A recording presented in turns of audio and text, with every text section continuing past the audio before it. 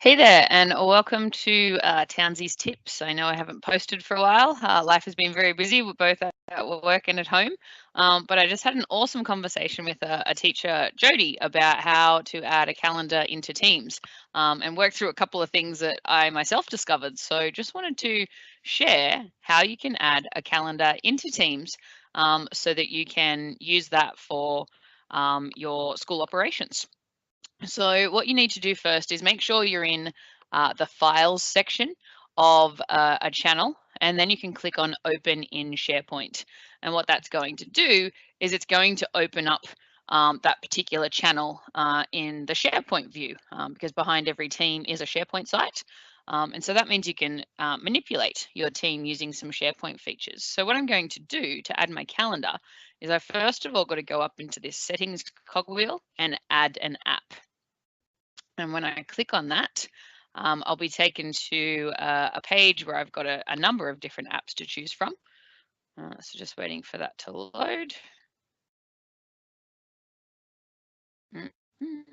All right, so one of the apps down here is Calendar. So when I click on that, I then get the option to name it. So you might just call it Calendar, but you might end up creating quite a few. So I might actually call it Whole School Calendar or Assessment Calendar or whatever reason you're creating the calendar for. So I'll click on Create. Oh, and I've now got my calendar in this list. So if I click on Whole School Calendar now, here's my calendar. So what I'll do is I will click on the hyperlink at the top, the URL, and I'm going to copy that. So hit Control C, and then I'm going to jump back into Teams. And then wherever I want to place the calendar, so probably in your general channel of most teams, I can click on the plus icon next to whatever the last app is, and I can choose website. And so I'll call this school calendar, perhaps. You can call it whatever you want, but call it school calendar. I won't post to the channel in conversations. I'm just going to save that. So what now happens is I've got school calendar up the top, and I do have to briefly sign in the first time when that happens. And depending on your organization, you'll be taken off to your portal page to confirm your identity. Let's just do that. And then you say yes. And then we'll see the calendar. But the only issue I have with this is that we still have a navigation menu sort of built into it. So you can actually turn this off. So at this stage, I would head back into the SharePoint view. So coming back here. And what I'm going to get you to do this time is click on the settings wheel and go to site settings. And we're going to actually go here into look and feel and navigation elements.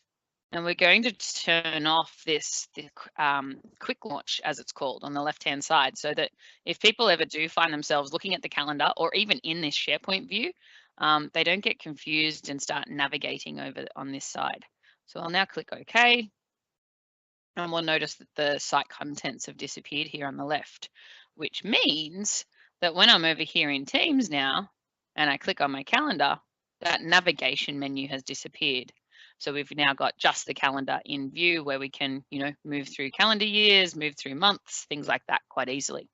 And at the moment, the other point that I need to make is if I wanted to add an item in here, great, easy. I can do all sorts of things around title and location and start times and dates and all that sort of jazz. But because of the nature of Teams, everything is automatically collaborative for both members and owners. So if you want to restrict your calendar so that only your owners can add items, then you also need to change that in SharePoint. So again, I'm just going to flick over here to the SharePoint view and come into site contents via that cogwheel. And that's where we see the list of all things in our team. And next to whole school calendar, I'm just going to click on the little three dots and click on settings. And it's a little bit fiddly, I guess, to set this up, but once it's set up, it's sort of set up forever. So it's good to know that this is all possible. All right, so once I'm in my whole school or whatever name calendar it is and in settings, I can go to permissions for this list. And what I need to do is up in the top left-hand corner, you'll see some icons, and I need to stop inheriting the permissions from Microsoft Teams. You know, when I created the team, I added members and owners and all that sort of stuff. And so for Teams, the members have the ability to edit, right? So what I'm going to do is actually select next to members. I'm going to edit their user permissions, and I'm going to change it so that instead of having edit access, they can only read my calendar. So I'll click on OK. Otherwise, if you don't click OK, it won't activate the permission change. So now my members can only read that calendar. So from a user point of view, it doesn't look any different in this whole school calendar. But what we've done is changed it so that a member can only view the calendar items. So yeah, that's how you can add a calendar into Microsoft Teams. It's how you can remove the navigation menu to avoid confusion, and it's how you can change the permissions if you choose to, so that only owners of your team can add items to the calendar. Have fun adding a calendar to your Microsoft Teams.